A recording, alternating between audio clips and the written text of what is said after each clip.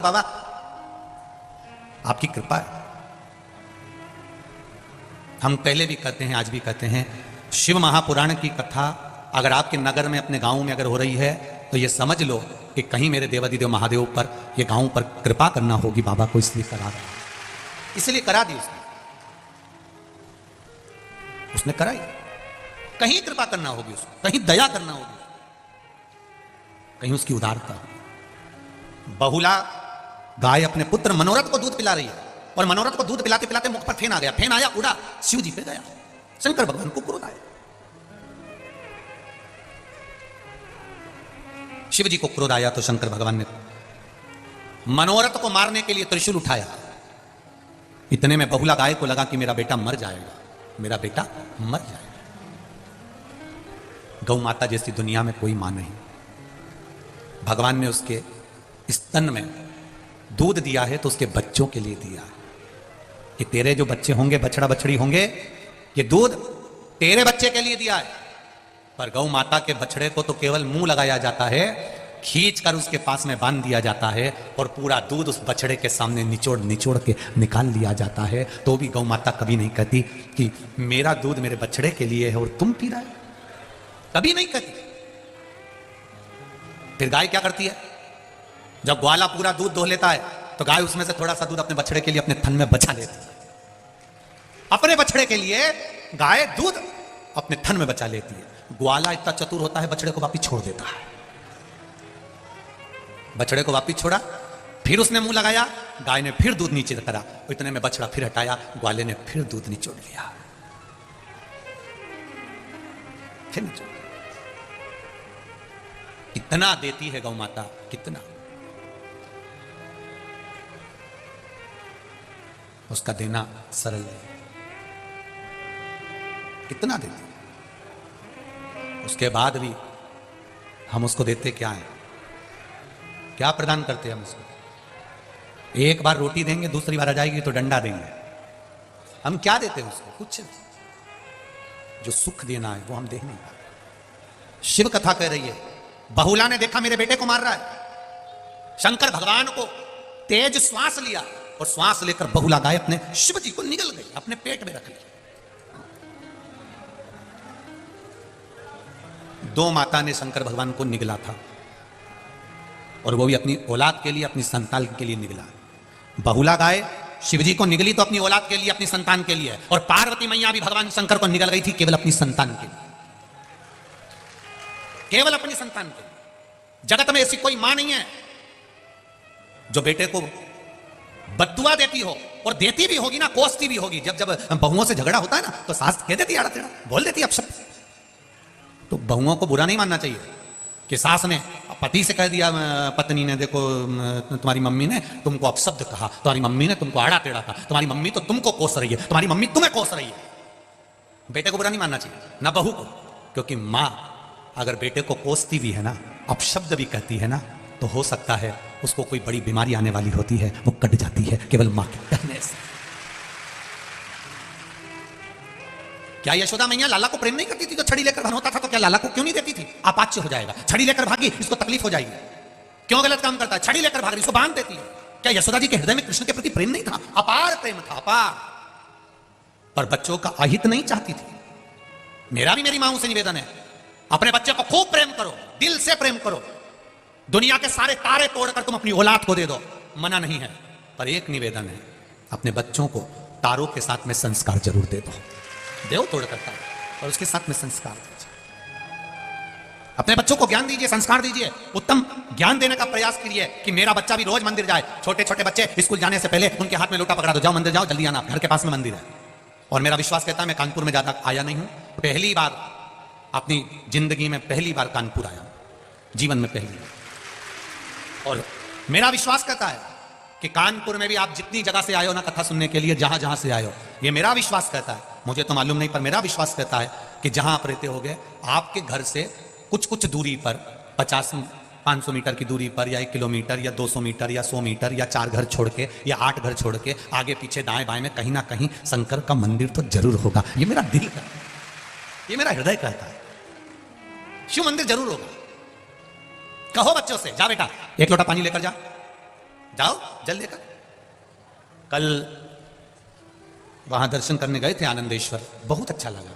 वहां देखकर शिव जी की आराधना में नवयुवक बेटे, नवयुवक बेटियां, नवयुवक लड़के, नवयुवक बेटियां सब हाथ में लोटा ले लेकर कोई अपने घर के लिए वापस जा रही थी, कोई शिव मंदिर जा रही थी। देखकर इतनी प्रसन्नता हुई कि लोग अपने घर से लोटा लेकर आए हैं और जल चढ़ाकर जा रहे हैं। इसकी प्रसन्नता नमन करता हूं मैं कहा पीठों को और यहाँ के रहने वाले एक छोटे से छोटे झाड़ू लगाने वाले तक को मैं प्रणाम करता हूं। बड़ी प्रबलता है आपकी, बड़ी प्रबलता,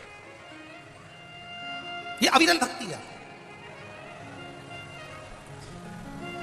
ये विश्वास आपका, मर्यादा आपकी, आपका भरोसा, आपकी दृढ़ता शिव के प्रति है। मां कभी बुरा नहीं चाहती, मां कभी बुरा नहीं बोलती, और बोलती है तो समझ लेना कि कहीं बच्चों का हित होना होगा।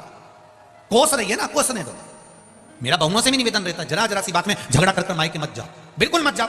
और ना तुम्हारे घर में झगड़ा हो रहा है तो मायके वालों को भी मत बताओ, और ना उनको उसमें बुलाओ। हो गया ना, निपटेंगे। कई लोग थोड़ा सा झगड़ा हुआ अदालत पहुंच जाते हैं, तलाक की नौबत आ जाती है, तलाक की बात होने लगती है। मेरा निवेदन है, आप जितने भी लोग बैठे हैं, लड़की की शादी के लिए ना जाने कितने लड़के देखे होंगे, और लड़के की शादी के लिए ना जाने कितनी लड़की देखी होगी। कितने लड़के तुम्हारे विवाह के लिए ना जाने कितने संबंध आए, और कितने संबंध देखे तब जाकर तुम्हारी किस्मत में ये लिखे थे जिनसे तुम्हारा विवाह हुआ है। और कितनी लड़की देखी तब जाकर तुम्हारी किस्मत में ये जगदम्बा लिखी थी, कितनी देखी।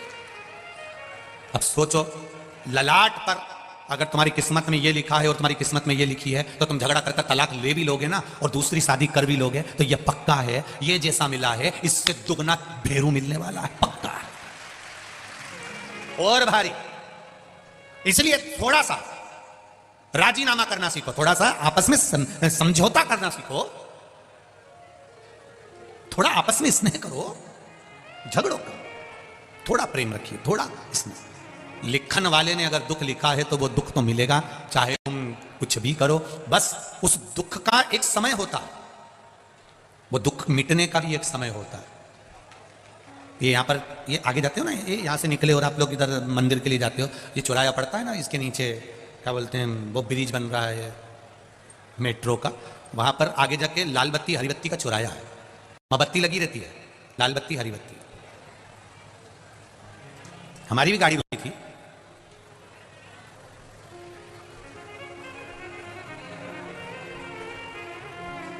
लाल बत्ती हुई, थोड़ा बोलो बोलो, रुक जाओ, हरी हो गई, चल जाओ। जैसे लाल बत्ती और हरी बत्ती होती है, थोड़ा सा रुक जाओगे, थोड़ा स्पीड स्लो कर लोगे, थोड़ा सा रुकोगे, उसमें तुम्हारा लाभ है। आगे जाओगे तो ट्रैफिक जाम नहीं मिलेगा। इसलिए लाल बत्ती हरी बत्ती होती है। हमें बुरा जरूर लगता है कि ट्रैफिक वाले ने रोक दिया, पुलिस वाले ने रोक दिया, पर समझो बत्ती लाल है, थोड़ा रुक जाओ, तुम्हारी भलाई के लिए रोका कि आगे जाओगे तो रास्ता क्लियर मिलेगा।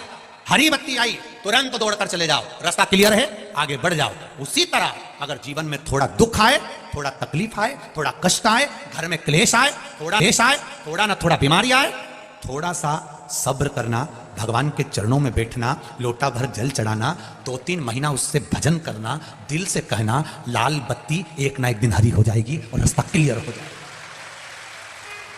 रास्ता क्लियर।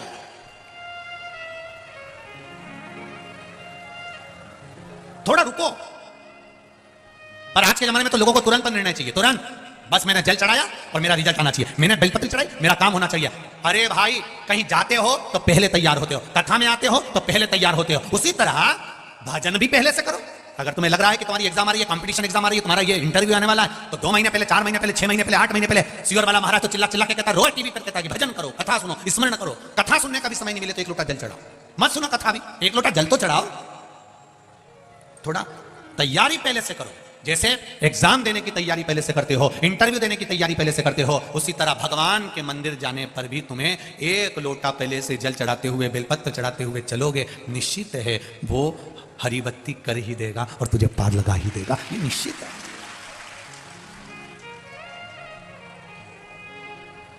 खाली न जाता कोई दर से तुम्हारे, ये शिव है।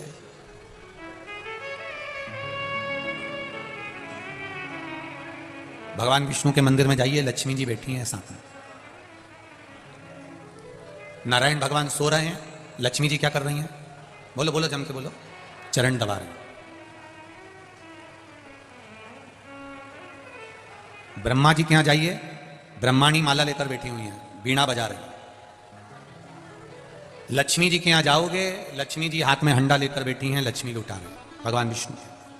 पर शंकर भगवान के यहां जाओगे तो माता पार्वती एकदम फ्री बैठी है, हाथ जोड़ के एकदम। इनके हाथ में ना बीणा है, ना कोई हंडा है, ना कोई घड़ा है।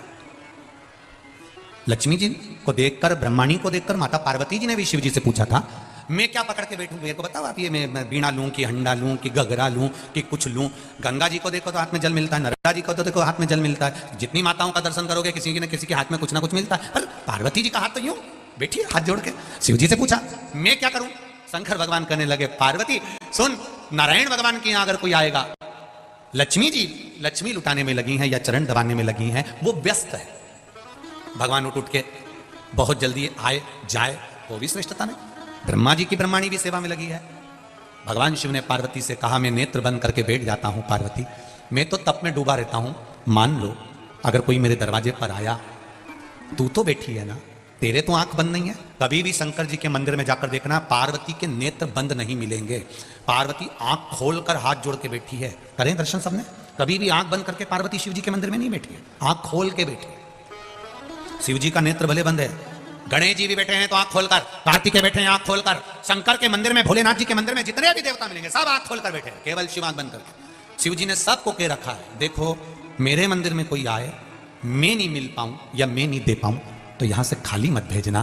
कभी पार्वती तू झोली भर देना, कभी गणेश तुम भर देना, कभी कार्तिकेय तुम भर देना, कभी तुम भर देना, खाली ना जा, खाली ना जाता कोई दर से तुम्हारे, खाली न जाता कोई दर से तुम्हारे।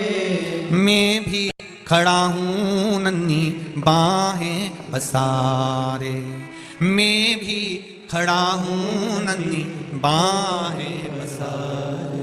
अपने हृदय से लगा लो, लगा लो, गिरा जा रहा हूं, उठा लो, उठा लो। भोले अपने दर से अब तो न टालो, गिरा जा रहा हूं, उठा लो, उठा लो। हे शिव, हे शंकर। शिव कथा कर रही है, बहुला मनोरथ को दूध पिला रही है।